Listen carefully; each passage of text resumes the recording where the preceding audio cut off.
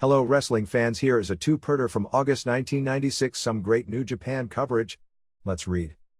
August 14, 1996 Wrestling Observer Newsletter. New Japan on fire, G-1 and J-Crown tournaments. Ultimo Dragon makes history. Tons more. By Observer staff. Ichi ni MDA. If you look at a listing of the largest crowds and biggest gates in the history of pro wrestling, one company dominates the list. While an argument can be made that the number one promotion in the world today is the World Wrestling Federation, because of its stronger international presence, no argument can be made that within its home country, no promotion right now is any hotter or has the kind of mainstream appeal and popularity as New Japan Pro Wrestling. The evidence of the latter was clear throughout Tokyo this past week. Can you imagine an equivalent of this at any point in either the United States, Mexico or Europe?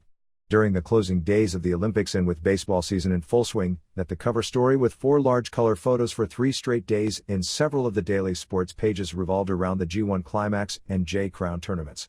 By the time the finals rolled around on August 6, New Japan had drawn approximately 55,000 fans and probably well in excess of $3 million in ticket sales, and who can even estimate how much in concessions to the same building over 5 days.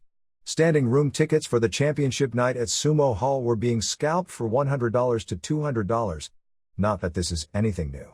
The G1 tournament, which debuted at Sumo Hall in 1991, has annually done figures in this range, and has gotten so popular that there are even betting pools, similar to the NCAA basketball tournament in the United States, with insiders and outsiders trying to figure out who is going to beat who with what move, and how much time the matches will last.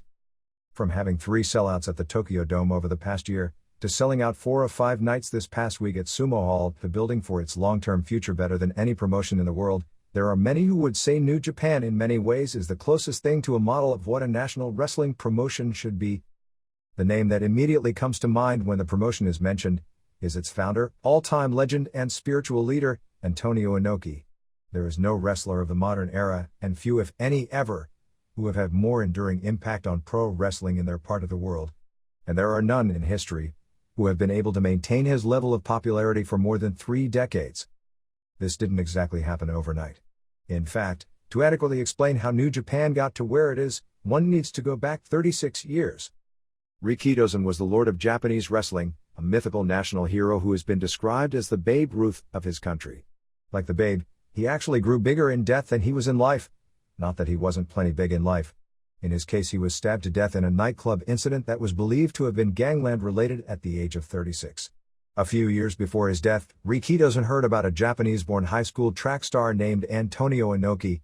Inoki had been living with his family during his teenage years in Brazil.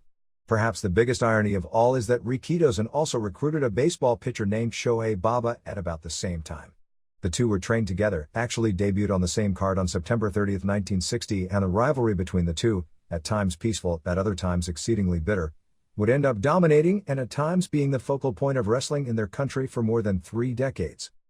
At first, he was known as Kanji Inoki, to hide the fact he was half Brazilian during a time where it was believed that fact would be detrimental to his getting over. After the death of Rikidozan 3 years later, which led to the public finding out about gangster involvement and control of the pro wrestling world, the business hit the first of several historical lulls. At around the same time, both Baba and Inoki were sent to the United States for seasoning by Rikidozan, with the plan, which has remained traditional in Japan, for sending young wrestlers abroad and then bringing them back as stars. Baba was a headliner throughout the United States in major cities and a big money draw as a heel because of his size, which was rare for wrestlers of that era. Inoki was a prelim wrestler generally working smaller territories. Baba returned as a star and JWA was built around him in its recovery period, with grudge matches against the top Americans of the day, such as Dick the Bruiser, Killer Kowalski, Bruno Sammartino, Johnny Valentine, and Fritz von Erich. When Inoki returned, he had to settle for the number 3 babyface spot, also behind Toyonobori. During this period, Inoki met Hisashi Shinma, starting a relationship that would last 3 decades that was every bit as historically significant as the Vince McMahon Jr./Hulk Hogan relationship. Frustrated with his position in the Japanese Wrestling Association, JWA, at the time the National Monopoly Wrestling Company, he did what at the time was unthinkable. Inoki Toyonobori Hiro Matsuda, a wrestler right out of the recent Olympic Games in Tokyo named Masa Saito, along with Shinma, who bankrolled much of the operation, formed the original Tokyo Pro Wrestling Company. That lasted about 1 year, with Inoki placed in the top position. It was long enough as the top star that when the group folded and Inoki was brought back into the JWA, He was now in the number 2 position, behind only Baba. Although he was positioned behind Baba in the pecking order in that Baba held the international title and feuded with the top Americans, in many ways the two were considered equal since Inoki was considered the most skillful and technical of the Japanese wrestlers, a reputation enhanced with 2 legendary 60-minute draws in late 1969 against Dory Funk Jr. for the National Wrestling Alliance World Heavyweight title. By 1971 the situation changed once again. Inoki and Baba working together at this time attempted a coup, attempting to rally all the boys together to take the promotion over from President Junzo Hasegawa, who had wrestled in the Rikidozen days as Yoshinosato.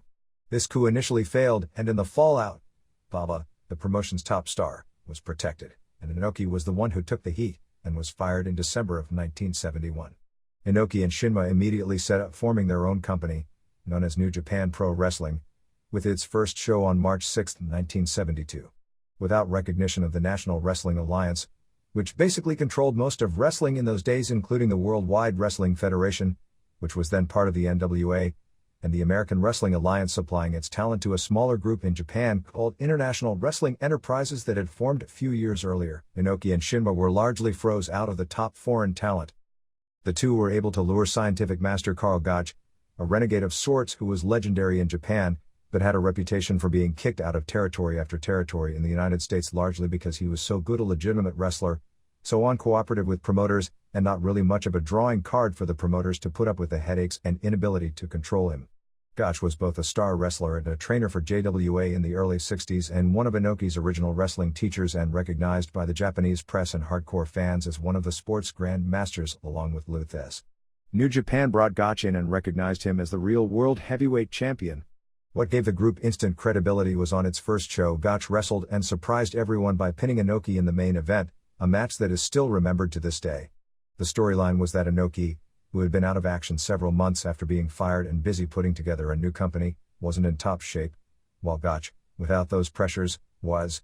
It was the beginning of the concept of athletic credibility, which in one of the many early concepts that became the backbone of the company, and are largely responsible for much of today's success. It set the stage for the first New Japan card to draw 10,000 fans, the Inoki-Gotch rematch on October 4, 1972, where Inoki scored his big win and finally won his elusive first world title. Over the next year Baba wound up quitting JWP to form All Japan Pro Wrestling, which opened in late 1972 and immediately because of Baba's pull, gained recognition from the NWA, which sealed the fate of JWA, which was forced to fold by April of 1973. New Japan opened one of the biggest series in its history on August 2 at Sumo Hall, opening both the G-1 and J-Crown tournaments. The G-1 is the traditional top singles tournament in the promotion, kind of a King of the Ring but with all the top stars and on a much larger basis. The J-Crown was a tournament to unify 8 different titles from around the world and create the Supreme World Junior Heavyweight Champion. The J-Crown opened with title versus title unification matches on the first 2 days, followed with 2 semifinals which would be 2 belts versus 2 belts, and finished with the biggest junior heavyweight match in history, in which 8 different titles would be at stake.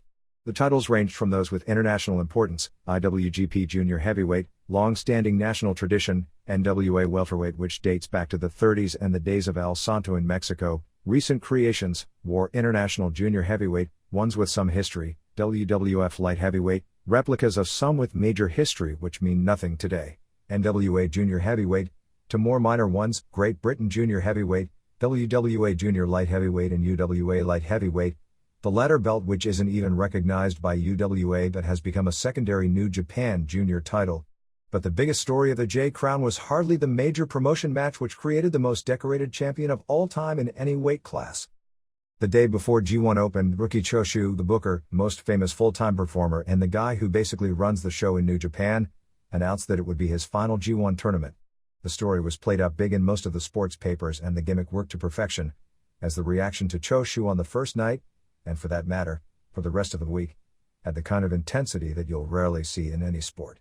He was Jimmy Connors in his last US Open, the overwhelming sentimental favorite. To make matters more dramatic, his opening match, the main event on the first night, was against Shinya Hashimoto, current IWGP Heavyweight Champion and New Japan's current top star. Sumo Hall, which holds 11,066, was packed, scaled from 10,000 yen, about $93, down to 4,000 yen, $37. There were a few empty seats, crowd announced at 11,000, but no tickets were available at the box office. The fans were electric before the show even started. You know a promotion is over when the theme song from its television show plays, and the fans clap to it in unison. 1. Yuji Nagata beat Tatsuhito Takaiwa with a cross armbreaker submission after an exploder suplex, a combination of a captured suplex and a urinage, in 12:20. These two are both very good wrestlers who will be major stars in the future. Nagata is the best of the company's young workers and will probably at some point years down the line grow to the Muto, Chono, Hashimoto level. A real good opener. 3¼ stars. As would become the pattern for the week, the match started on the mat with real stiff blows back and forth. The younger wrestlers are generally more innovative and work a lot of UFC spots into their match, before trading near falls and getting submissions with the others struggling to get to the ropes. Right now the hot moves in Japan mainly stem from the famous Keiji Muto vs Nobuhiko Takada last October at the Tokyo Dome, the leg whip, or dragon screw as it's known in Japan, the cross armbreaker which actually dates back to a famous Inoki vs Tiger Jeet Singh match in the 70s but is back in vogue due to the Gracies. On television when it's used, the announcers will usually scream about the Gracies to get it over, and of all things, a pro wrestling move that meant little in Japan for years, but dates back to the days of Buddy Rogers, the figure 4 leg lock, since Muto made Takada submit to it in one of the biggest matches in pro wrestling history. But any submission that has worked in big matches of late, whether it be the STF, the power strangle, the crooked head scissors, known as V4 armlock now, drew incredible heat nearly every time it was applied. New Japan style is almost elementary in its simplicity. The punches, chops, kicks and clotheslines are stiff and well executed. Guys do what they can do that looks good, and if they can't do a move that looks right, they simply don't do it. The key to the style right now is psychology, which is funny because Japanese wrestlers are generally thought by Americans to not know psychology, when in fact as a group nowadays they are further ahead psychologically than even the smartest workers in the United States. Throughout the week, fans, and these are largely very well-read, exceedingly informed fans who watch closely, didn't recognize that Riki Choshu hardly did a thing all week but a few signature moves, take a pounding, and showed tremendous fire in his comebacks, adding to the natural drama of the storyline he created that got over. They didn't recognize that Masahiro Chono, the most charismatic heel in the world right now, starts every match boring and has to pick his spots perfectly to build a match because he's never been the same athletically since suffering a severe neck injury in 1992. Matches are for the most part very similar, but even after 5 days in the same building, the crowd reactions rarely were less than spectacular for the finishes. They start slow with the crowd quiet. Usually at the point it starts to get boring, and sometimes after that point, they big things up with the submissions and near falls, building to the ultimate crescendo which comes with a clean win in the middle. In 5 days every match had a clean finish, the biggest pops were for the submission finishes, and there was nothing even remotely close to a run-in or a referee bump to prime the crowd that the finish was coming. If there is a key in all this, it's that every fan in the building knows the match will end with one of the big moves, but they don't know which one, so everyone that escapes the move gets a pop. And that everyone from the opening match guy to the biggest star in the company is susceptible when caught in or by one of the other guy's signature, because most have a few moves. How many times can you recall seeing the top babyface in the promotion lose 3 consecutive singles matches clean in the middle without gimmicks, outside interference or any real excuse, and be over more at the end of the week than he was at the beginning? How many top babyfaces in a promotion would even take the risk to find out? Yet, like many other things, this is a story that builds from something that was successful in the past. 2. Takashi Iizuka, Takayuki Iizuka and Tada Yasuda and Osamu Nishimura beat Michiyoshi Ohara and Akira Nagami and Tatsutoshi Goto in 1654 when Iizuka pinned Nagami after a blizzard suplex.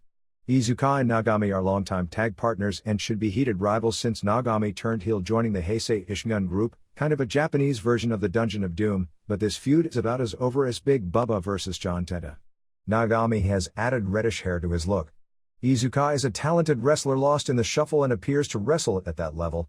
Yasuda is a huge, 6'6", 310x sumo who is kind of clumsy and looks out of place with all the smaller stud wrestlers in this group, but has actually become an underneath cult figure who gets huge pops for moves like giant swings, body blocks into the corner and in particular, for his double-arm suplex. Nishimura is the one young wrestler in the company that just doesn't have it.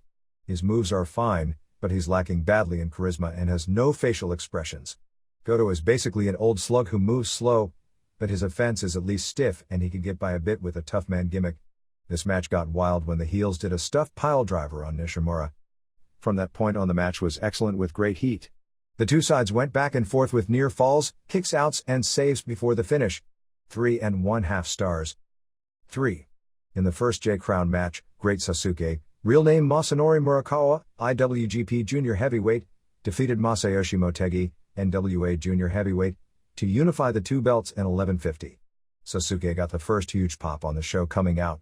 Motegi, who wasn't over, hit a plancha at the bell and quickly worked on Sasuke's bad knee early, wrapping it around the post and using a chair on it to get people into it from the start. After a urinage, he used a half crab and then an STF to continue to damage it. Sasuke made a comeback doing an incredible tope con hilo, in this case a majestic dive way over the top rope doing a mid-air flip. The two traded big moves back and forth until Motegi tried a gut wrench off the top rope but Sasuke landed on top, and then quickly hit a German suplex and a tiger suplex with a pin. 3 3/4 stars. 4. Ultimo Dragon, real name Yoshihiro Asai, War International Junior Heavyweight, defeated Jushin Liger, real name Keiichi Yamada, British Junior Heavyweight, to unify the belts at 238. Dragon dropkicked Liger out of the ring and immediately hit a tope, then climbed to the top rope and did a flip plancha to the floor. Liger in the ring made a comeback with a throw-out German suplex and some Kopo kicks. They went right to the finish, with Dragon going for La Magistral, another over move since it's been used as a finish in numerous junior matches this year, for a near fall, going for a second but Liger blocked and reversed it. The finish of their previous match at the J-Cup in December, but Dragon reversed the reversal into a cradle of his own for the pin. The crowd went nuts and was buzzing for about 2 minutes after the finish. At the time this looked like great booking even though one would expect a 20-minute classic with these two. It was exactly what the crowd wasn't expecting and most important, it educated them to the idea that for the rest of the week, the finish could come at any time. However, as the week went on, it became apparent the true reason for this finish was quite a bit more serious. 3 stars. 5. Dan Severn pinned Yoshiaki Fujiwara in 10:30. This match was worked to look like a total shoot, although it obviously wasn't. Severn didn't wear either his NWA or UFC belts to the ring, nor was he announced as either the NWA or UFC champion. The two traded getting each other into the mount, but since both were sportsmen, neither punched from the top. This was Fujiwara's best performance in years as he carried Severn and pulled out some really unique submissions out of nowhere which had people thinking Severn would lose, and Severn sold them great. The fans seemed like they wanted to pop for Severn, but he never showed any fire and it was really Fujiwara who they reacted to. The finish saw Severn use 4 straight fireman's carries into suplexes with Fujiwara kicking out each time and getting weaker each time. After the 4th one, Fujiwara was basically out, and after the 5th one, he was pinned. Finish was flat because fans expected to see Severn win with a submission, but overall it was a very good match. 3 1/4 stars. 6. In the first G1 match in the B block, Masahiro Chono, 2 points, beat Satoshi Kojima, 0, in 13:46 with the STF. A shockingly great match with excellent heat. Kojima is limited when it comes to moves, but has tremendous fire and charisma. The people seem to really like him, but they also recognize he's not the caliber of the top guys yet and accept him at his level. The ring broke near the finish when Chono went for a sunset flip off the top rope which ended up being pretty well screwed up. 4 stars. 7. In the A block, Kensuke Sasaki 2 beat Hiroyoshi Tenzan 0, Hiroyoshi Yamamoto, in 15:03 with a reverse Ipponze judo hip block, Northern Lights bomb and power strangle submission. Very stiff. Both got huge reactions coming out. This probably would have been an excellent match, but a few minutes in, Sasaki slapped Tenzan in the ear so hard that Tenzan was knocked silly. Sasaki had to hold a chinlock for several minutes before Tenzan recovered enough to continue the match. When Tenzan finally got it back, they picked things up with both doing all the hot moves to each other. 3 1/2 stars. 8. In the B block, Kazuo Yamazaki 2 beat Keiji Muto 0, in 13:39. Excellent match. Muto dominated the first half on the mat, but fans believe in every slight move Yamazaki does because of his goofy background. The story of the match was that Muto kept going for the dragon screw and Yamazaki kept fighting his way out. Finally Muto got 2 straight dragon screws, hit the moonsault and put the figure 4 on in the middle, but Yamazaki made the ropes. Muto did another dragon screw, and went for the figure 4, but Yamazaki pulled a counter into a cross arm breaker and got the submission in a major upset. The place went nuts for the upset, with people throwing the cardboard cartons, drinks coming all over the building. Traditionally at Sumo Hall for sumo matches, fans buy pillows sewed on. Since most of the lower level seats don't have chairs, they are boxes where 4 people sit on the floor and shoes aren't allowed in the boxes. However, after the 1991 G1, after 2 classics with Muto vs. Vader and Muto vs. Chono, fans threw so many pillows that pillows were banned from the building, so the in thing for a match of the year is to throw the cardboard cartons. 4 stars. 9. In the A block, Riki Choshu Mitsuo Yoshida, 2, pinned Shinya Hashimoto, 0 in 17-14. Very simple but incredibly heated and one of the best matches from a psychology standpoint I've ever seen. The closest thing to compare this match to would be the Michaels Diesel match from Omaha earlier this year in that the drama and heat was incredible.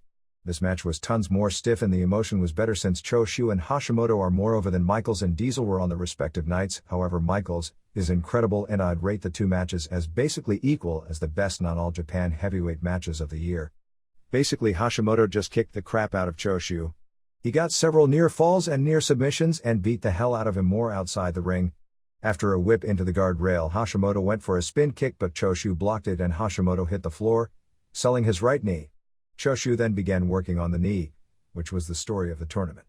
Choshu got in the ring and when Hashimoto struggled to the apron, he ran across the ring for a clothesline, but shocked everyone by basically taking out Hashimoto's knee big time. When Hashimoto finally got in, he was hit with 2 lariats on the basically immobile Hashimoto who refused to go down but couldn't move and was a sitting duck.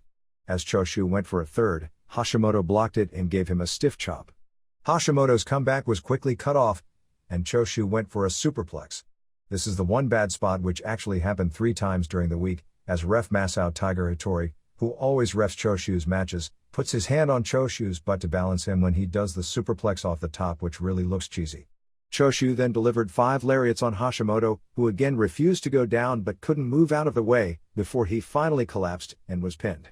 There were no cartons left to throw because of the previous match but the place went crazy for the upset, setting the tone for the week. 4.5 stars. From a wrestling standpoint, this was the best show I've seen this year. The WCW Great American Bash pay-per-view may have been a better show because of angles, but for consistent caliber of wrestling, this rates among the best. Backstage at the show were Marco Ruiz, Pedro Tarvio and Hugo Duarte, 3 top Brazilian Vale Tudo fighters who were in town for a Vale Tudo show 2 days later. They challenged New Japan's wrestlers to matches. Inoki, on behalf of the promotion, accepted the challenge. Nobody was quite sure if it was an angle or not, which is the kind of angle Inoki has specialized in during his career.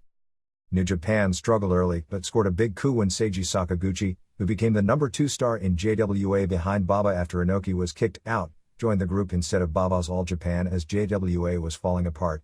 Inoki and Sakaguchi formed the main event tag team on most shows, positions they basically maintained throughout the decade. With most of the NWA, and most WWF, since it was part of the NWA at the time, wrestlers unavailable, New Japan attempted to gain equal credibility to All Japan as the top international group by buying the National Wrestling Federation, Pedro Martinez promotion out of Buffalo and Cleveland. The other American deal they made was with the Mike LaBelle promotion in Southern California, an NWA member which played a major part in early Japanese wrestling history since people like Rikidozen, Kentaro Oki and Giant Baba were all headliners. LaBelle became the main booker for foreign talent into the group, which didn't give them the kind of a talent pool as All Japan, but at least gave them access to the wrestlers that worked the Los Angeles territory. Since the Gotch title was created from cloth, Inoki wanted to win a real American world title. The NWS champion Johnny Powers became one of New Japan's biggest stars of the 70s after dropping the title to Inoki on December 10, 1973. However, the NWF quickly fell apart in its home area since Inoki couldn't draw in those cities, so his dream of being a superstar in the United States again remained elusive, even while wearing a world title belt. Inoki created Tiger Jeet Singh as his first big rival, and on October 14, 1973, the group broke its attendance record by drawing 12,000 fans as Inoki and Sakaguchi beat Thez and Gotch in 47 minutes. Perhaps New Japan's most successful concept ever is those rare occasions where they are able to convince the general public that a specific match is so important, with stakes so high, it was going to be real and that the outcome wouldn't be predetermined. The famous recent example was the company's most successful show ever with Muto vs. Takada last year, but that concept was invented more than 20 years earlier. Shozo Strong Kobayashi was the international champion of the number 3 promotion in the country, the Iway. Inoki and Shinma were able to get Kobayashi to jump to their company, although they attempted to play it up originally as champion from one promotion versus champion from the other in a time when promotions in Japan didn't work together. While Iway stripped Kobayashi of its title 6 weeks before the match, it became the hottest match in the short history of the company, with Inoki solidifying his claim to be the biggest star in Japan when he beat Kobayashi in their first meeting on March 19, 1974 before 16,500 fans. He was able to pop a similar crowd later in the year for his first match against the number 1 Korean wrestler of all time, Oki. Inoki took the fake shoot concept one step farther, by luring Wilhelm Ruska, an Olympic heavyweight gold medalist from Holland, opening up a Japan-Holland shoot-fighting connection that continues strong to this day, considered at the time the strongest judo fighter in the world. The first mixed martial arts match in the modern history of pro wrestling took place on February 6, 1976, with Inoki naturally going over. This began a plan which would end up with Inoki becoming the biggest sports star in his country and perhaps one of the biggest in the world. But even the best laid plans. Before the Ruska match, Inoki and Shinma had already put together a deal for the biggest match in the history of pro wrestling, Inoki vs. Muhammad Ali from Budokan Hall. Inoki, the world champion, NWF version, of pro wrestling, Ali, the biggest star in the history of boxing and the current world heavyweight champion. Between the money that could be generated in Japan and the money they figured the combination of Ali's name and the answering of the question as to who would win between a boxer and a wrestler in the rest of the world, since Ali was without question the most famous athlete in the world at the time, the big UFC question nearly 17 years ahead of its time, Inoki and Shinma had figured it to be the biggest money match in either boxing or wrestling history. Ali was offered $6 million to do the match and do the job at the end, which would have been the biggest payoff of his career, bigger than any of the Frazier fights and with none of the health and danger risks involved, since the match was going to be a work. The finish worked out would be for Ali to pummel Inoki with his boxing skills, bloodying him up. Gene LeBell would be the referee. LeBell was a sometimes pro wrestler with a shooter rep from his days in judo, the brother of Mike, and better known as the obnoxious television announcer for the Los Angeles promotion that was Inoki's business partner and ironically now has gained a second life as a legendary magazine martial arts figure. LeBell would continually want to stop the match, but Inoki would refuse to allow him to check the cut, a common theme in pro wrestling in those days. Finally, Ali, being the sportsman that he was, would ask the ref to stop the match so he wouldn't have to give him more of a beating. At that point, Inoki would make the big comeback, hit the enzouidri, and score the pinfall. In the United States, the fans that liked Ali could point to the controversial finishing sequence, plus it would theoretically build to a rematch where all involved could line their pockets even more. In Japan, it was the typical Inoki gutsy finish. By beating Ali, he'd become a national hero in his country. In those days there was nothing the Japanese loved more than one of their own who could be the best in the world at something. And he's become a sports figure whose name would be known in every country, bigger than any wrestling star in history, including the elusive United States, where after beating Ali, he could theoretically go into any arena and be a main event superstar draw. Of all of Inoki and Shinma's business ideas that were successful and a few that weren't, this was the greatest idea of all. It also turned out to be the biggest failure of all. This got a ton of publicity in the United States, but as the fight, set for June 25, 1976, was about to come down, reporters figured out the world martial arts champion was nothing more than a fake pro wrestler that they would see on Saturday afternoon television in the United States. The reporters who were to hype the show were largely the local boxing reporters, who had ties with the local boxing promoters. Since it was the pro wrestling promoters in most cases who were promoting the venues and the boxing promoters had been frozen out, the fact this was going to be pro wrestling business as usual, only on the largest scale ever, was hardly kept secret from the press. Inoki, with his large jaw, was nicknamed the Pelican by Ali in hyping the fight. Fred Blassie, a legend in Japan as a wrestler and a legendary talker, wrestler and manager in the United States, was sent around the country to be Ali's manager to hype the fight to the press and be a familiar heel name to wrestling fans. The idea of the match controlled by the pro wrestling promoters, and not the boxing promoters, was to make Ali, and thus boxing, as the heel and pro wrestling, as the babyface. Inoki had also arranged for Chuck Wepner, a boxer who was the real-life person that was the inspiration to the original Rocky movie, to do a job for Andre the Giant at Shea Stadium, and at one point Henry Clark, a ranked heavyweight, was to have a mixed match putting over then NWA champion Terry Funk in an NWA city, the latter of which fell through well before the card ever took place.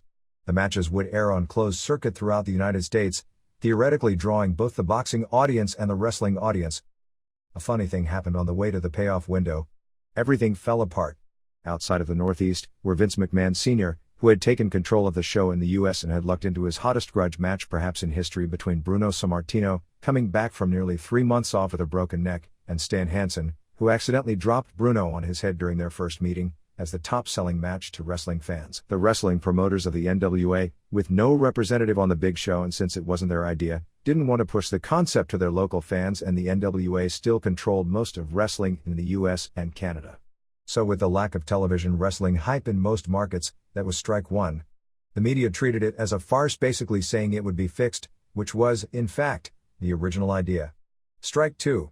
Then Ali, who no doubt was feeling tremendous pressure by this time from both the boxing community and the media in the US for being part of this farce, got cold feet about doing the job. It wasn't doing the work that was the problem or even making someone look good. Ali had already done an angle where he did a run-in during a Gorilla Monsoon match and Monsoon gave him an airplane spin and dropped him in the middle of the ring, and while leaving, Monsoon said for probably the first time and certainly not the last time, that Ali would get destroyed by Inoki because he doesn't know a wrist lock from a wristwatch. Ali also participated in 3 worked mixed matches on an American Wrestling Alliance show in Chicago that aired on ABC's Wide World of Sports the week before the match, with Howard Cosell doing the commentary, not shilling for it a bit, and kept making the point that in all this nonsense, there's a chance of a mistake and Ali could get hurt. After Ali KO'd 2 American Wrestling Alliance jobbers, he fought mid-card wrestler Buddy Wolf, doing a fairly decent job selling for Wolf's wrestling moves before pummeling him in his comeback, beating him when it was stopped on blood, and then laying a haymaker on Bobby Heenan, who took the classic wrestling big bump, replayed over and over again on Wide World. When Ali got to Japan, he expressed his concern. The match nearly fell apart. Inoki and Shinma, basically with their futures at stake, tried to save the venture. In the days prior to the match, the situation rapidly would change from the entire show was cancelled, to it would be a shoot, to where they were still negotiating a finish. Finally, more negotiations had to take place, because if it were a shoot they needed rules, as Ali's side was not about to throw him in there with an unknown commodity in a no-rules situation. In the event of them being unable to work out a finish, Inoki and Shinma weren't about to pay $6 million to Ali and then have Inoki lose the match. Rules were worked out that largely handicapped Inoki. Kicks to the head and throat were illegal, as were suplexes, chokes, and Inoki couldn't punch the face bare-knuckled. They literally were still trying to work out a finish until it was time to go out there, and there they were, with no finish, with no high spots, in a real live contest with the world watching. Luckily many people have seen the most recent Dan Severn-Ken Shamrock match. Take away with 6 minutes flurry between the 18-minute mark and the 24-minute mark, and you got Ali versus Inoki. Inoki laid on his back, attempting to kick at Ali's legs until Ali would eventually be slowed and Inoki could put him away, kind of an inverted version of what Marco Ruiz was successful in doing to Paul Verlins. Round after round. Ali did go down 2 or 3 times, but before Inoki could do anything with him, he grabbed the ropes, causing a break. Ali did, during the course of 15 rounds, land a total of 6 punches, none of which did much damage to Inoki. Ali's legs actually took so much damage from Inoki's kicks to behind the knee that he was hospitalized after the match, and in the long run many think it quickened Ali's decline as a boxer, but the fact the fight was historically significant to Ali's career as a boxer meant nothing at that moment to anyone watching. Nevertheless, without getting so much as a scratch in the ring, Inoki was damaged worse than Don Frye against Mark Coleman. With no action, the fight was ruled a draw. Inoki, the wrestler, had laid on his back for the entire fight. Although this is a legitimate mixed martial arts fighting strategy, Yuki Nakai used it to beat the much larger Gerard Gordeau in a Vale Tudo match in 1994, like Severn employed with Shamrock. The public in Japan didn't know it. God knows nobody in the United States had a clue. Fans were furious and Inoki disgraced himself. Because most of the wrestling promoters didn't push the show or Inoki hard, since he wasn't one of their boys, it ended up flopping financially as well as artistically. Outside of the Northeast, where the live show drew 32,000 to Shea Stadium, one of the largest American crowds ever to that point, and drew the biggest live gate in American pro wrestling history to that point, in most Northeast cities did well on closed circuit, and even there the draw was Bruno. Shinma and Inoki were destroyed financially, as was the reputation of pro wrestling in Japan, as its biggest star embarrassed himself on a worldwide stage. Ali only ended up receiving closer to $2 million, and the whole thing wound up in lawsuits. Looking back at this event 20 years later and having seen mixed matches, the irony is that if Inoki was a top-flight real wrestler, even under the rules that greatly handicapped him, he still should have taken Ali in a shoot. In other words, after the whole original plan that fell apart, the only thing that kept Inoki from being the biggest wrestling star in the world, and New Japan from being the biggest wrestling company of all time, and Inoki becoming a sports celebrity worldwide of monumental proportions, was of all things, the fact he wasn't really a great wrestler. It was Hoist Gracie or Dan Severn versus Mike Tyson of their eras, but instead of it being Hoist Gracie or Dan Severn, it was Shawn Michaels. Figuratively, at this point it appeared New Japan was caught in a Gracie choke and the ropes were 5 miles away. But like a New Japan match, it just set up another comeback. But this wasn't the last time New Japan Pro Wrestling would look like it was down for the count. The second night at Sumo Hall on August 3rd couldn't possibly live up to opening night. It was also the only non-sellout of the week, with the crowd announced as 10,500, which looked to be maybe a few hundred more than it really was. While it was a solid show with only 2 matches below average, it was the weakest show of the tournament. 1. Akitoshi Saito pinned Takaiwa in 13:04 after a cross-arm German suplex. Very stiff early. It slowed in the middle. It picked up at the end with Takaiwa, who looked good once again, kicking out of one big move after another before finally losing. Another strong opener. 3 stars. 2. Goto and Nagami beat Nagata and Iizuka in 11:43. Nagata pretty well carried the match, picking the crowd up with his fire and stiff offense.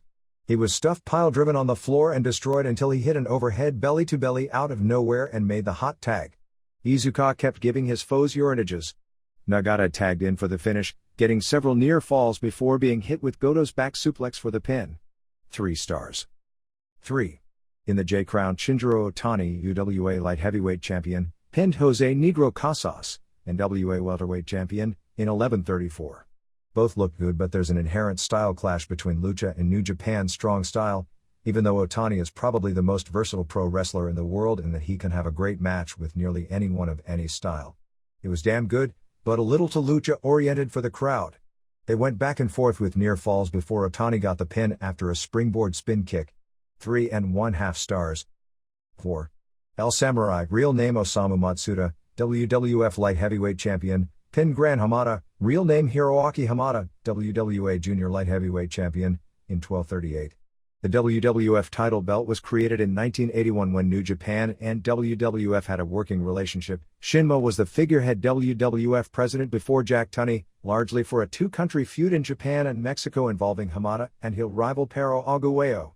After Shinmo was ousted from New Japan, Hamada went with him and it became exclusively a Mexican title with no actual WWF recognition except historically, and returned to Japan recently when Great Sasuke won the belt and lost it before the tournament to Samurai. The first half was slow. It picked up, but Hamada blew out his knee on his first plancha. They did an innovative spot where both were standing on the top rope like Hamada was doing to do a superplex, but Samurai beer-hugged Hamada and both jumped off with Samurai sticking his knee under Hamada's crotch, giving him basically a super reverse atomic drop for a big pop. Samurai wound up using a back superplex, which Hamada landed wrong on and blew out his shoulder, and then a power bomb for the pin. Samurai didn't do much, and while Hamada worked very hard, age has taken its toll and he was pretty banged up. 2.5 stars. 5. Tatsumi Fujinami and Osamu Kido beat Kengo Kimura, Takashi Kimura, and Fujiwara in 11:29 when Kimura pinned Kido with his Inazuma leg lariat. Fujinami just looks out of place today. It's really sad. 1.25 stars. 6. Sasaki, 4, beat Junji Hirata, 0 in an A-block match in 5:08. The match seemed to be building fine when Hirata used a turning power slam and his leg was in the wrong place and his knee went out bad. Sasaki then used his Ipponze, but Hirata clearly was done and couldn't get up. It was clear it was no work.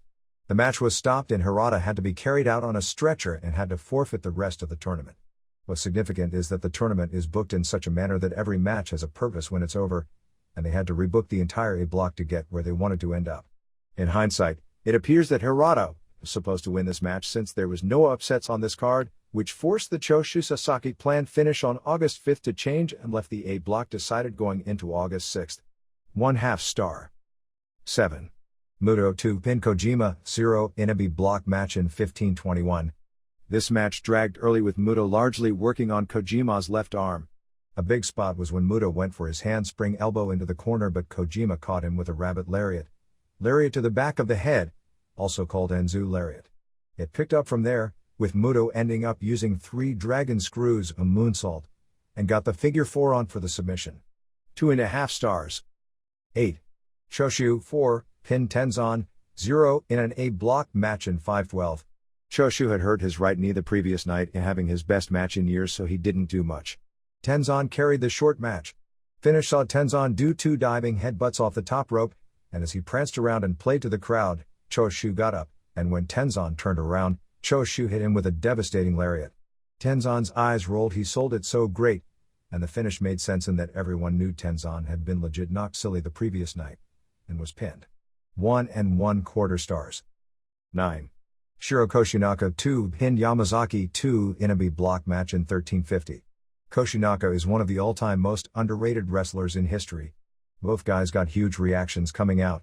Both guys traded getting their shoulders posted. The early mat work got really good heat because the fans believe everything Yamazaki does. He held a chicken wing cross-face twice with Koshinaka making the ropes.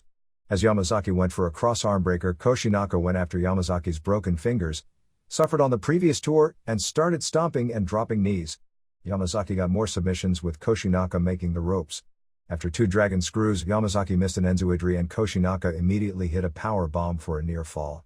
After a back suplex and near fall, Koshinaka hit a second power bomb for the pin. Great match. 3 3/4 stars. The financial and credibility damage from the Ali match nearly ruined New Japan.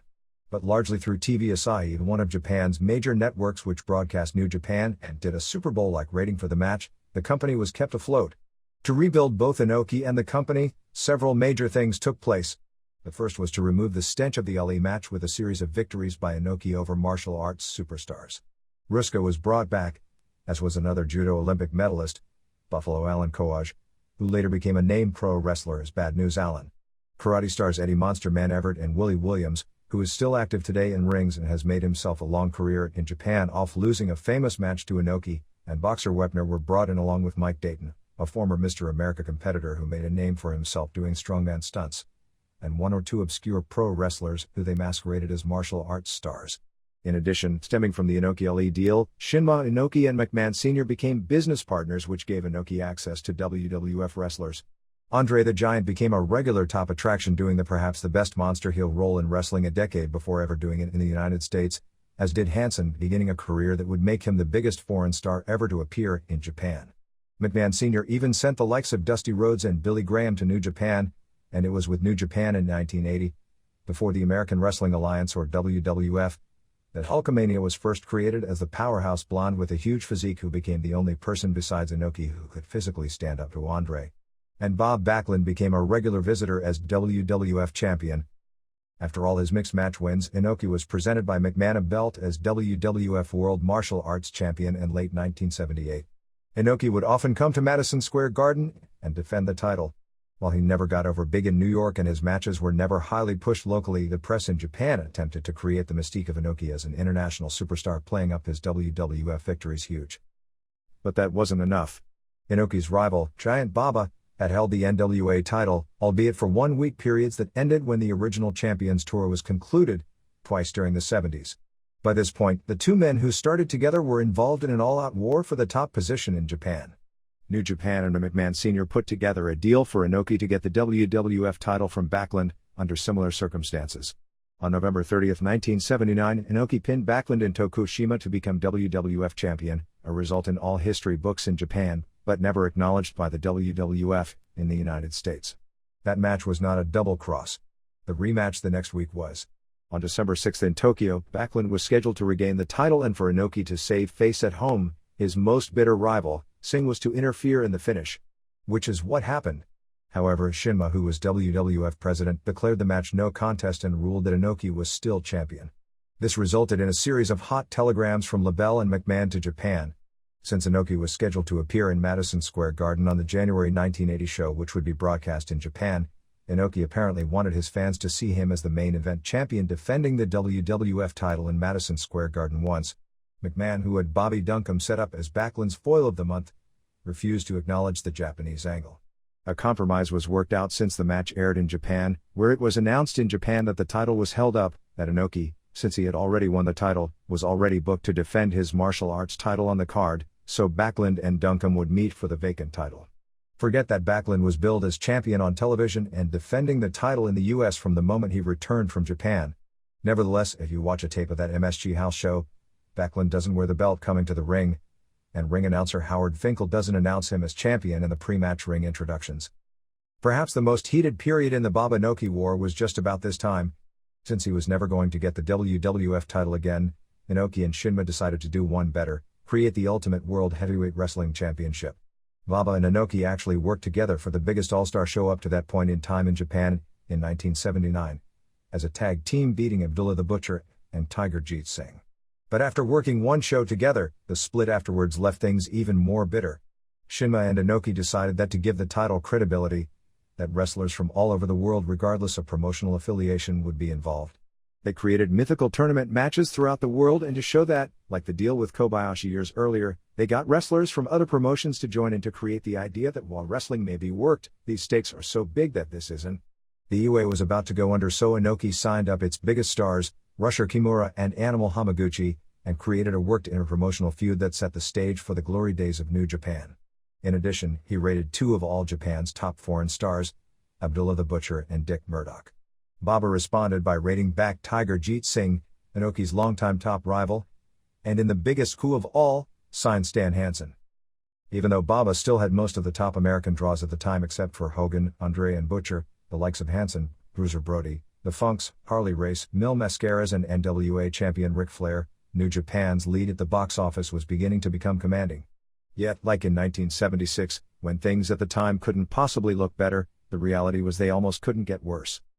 The third show at Sumo Hall was a Sunday afternoon show at 3 p.m. It wasn't the best show of the week, but did contain the best match of the week and one of the better matches of the year. The crowd was pretty well packed again, with a crowd announced as a sellout 11,000. Perhaps this was the most impressive sellout of the week because it was only the midpoint of the tournament, the Olympics were closing down, and both All Japan Women, which drew about 1,600 fans, and Universal Valley Tudo, which drew 3,200, were running shows that afternoon. 1. O'Hara beat Nagata in 9:55. Another good opener, particularly toward the finish, with O'Hara finally hitting his choke slam and going into a cross armbreaker for the submission. 3 stars. 2. Yasuda and Nishimura and Iizuka and Kido beat Goto and Akitoshi Saito and Kunyaki Kobayashi and Nagami in 14:45.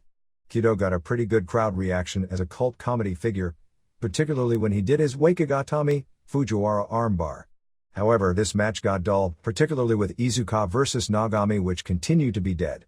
It finally got good toward the end, with near falls going back and forth before Yasuda got a submission from Saito with the Boston Crab.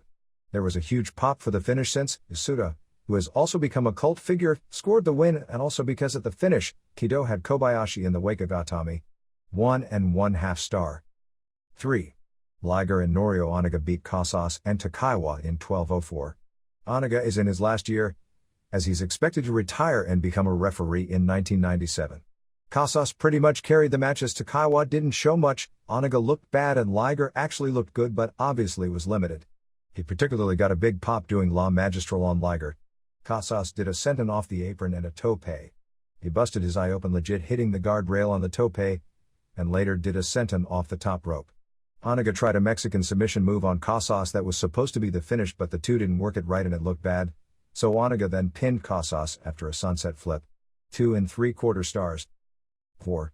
Dragon War International Junior Heavyweight and British Junior Heavyweight Champ, pinned Otani, UWA Light Heavyweight and NWA Welterweight, in 16:04 to end up with 4 belts.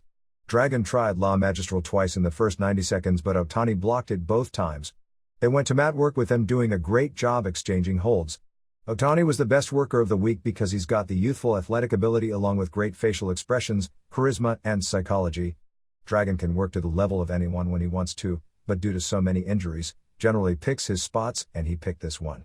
After Dragon missed a plancha to the floor, Otani hit a rolling body block off the apron and got a near fall with a springboard spin kick that he beat Casas with, which got a super pop.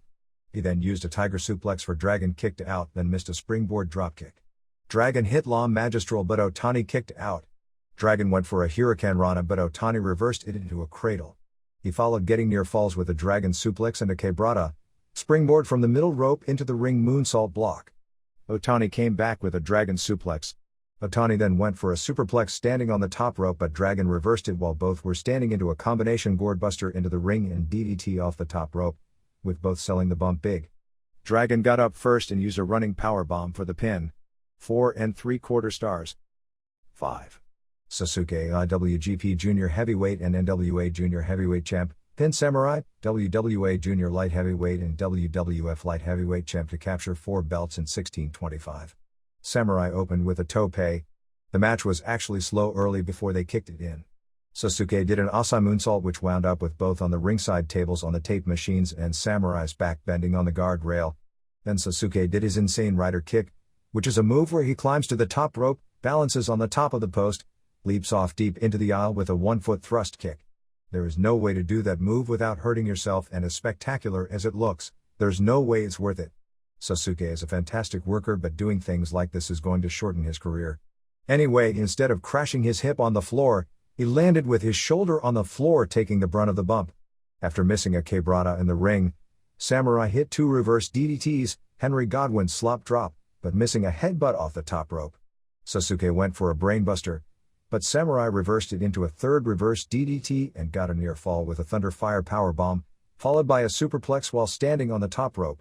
Then came an even more spectacular series of moves as Sasuke came off the top rope, but Samurai moved. However, Sasuke rolled on the mat, landing on his feet rather than taking a bump, and immediately hit a Frankensteiner, which Samurai reversed and which Sasuke then reversed for an incredible near fall. Sasuke quickly followed with a German suplex and power bomb for the pin. 4 1/4 stars. 6. Yamazaki, 4.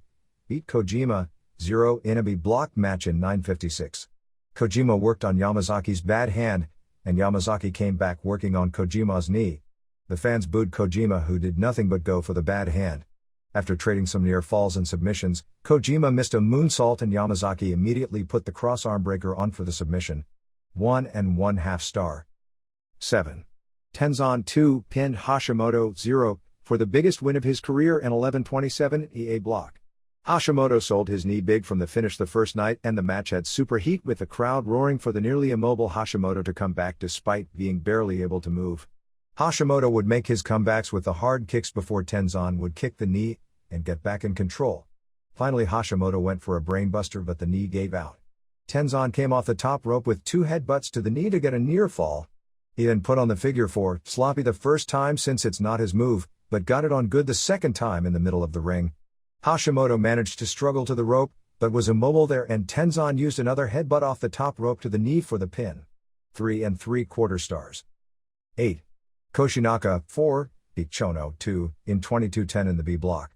Even though this doesn't sound on paper like a big show main event, both got huge reactions coming out because each is considered the leader of one of the heel groups.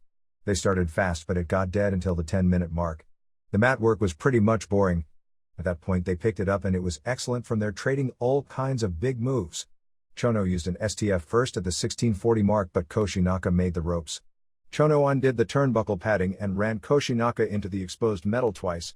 After trading more big moves, Koshinaka got behind Chono and went for the dragon suplex, but Chono kicked him low and put the STF on in the middle. Chono then switched it to a cross arm breaker, but Koshinaka made the rope. They traded several more near falls before Chono hit a Yakuza kick, but Koshinaka just stood there, came back with a butt bump and a power bomb for the pin. 3 3/4 stars. Choshu increased his point total to 6, winning via forfeit over Hirata, who was injured, to give him a 3-0 record.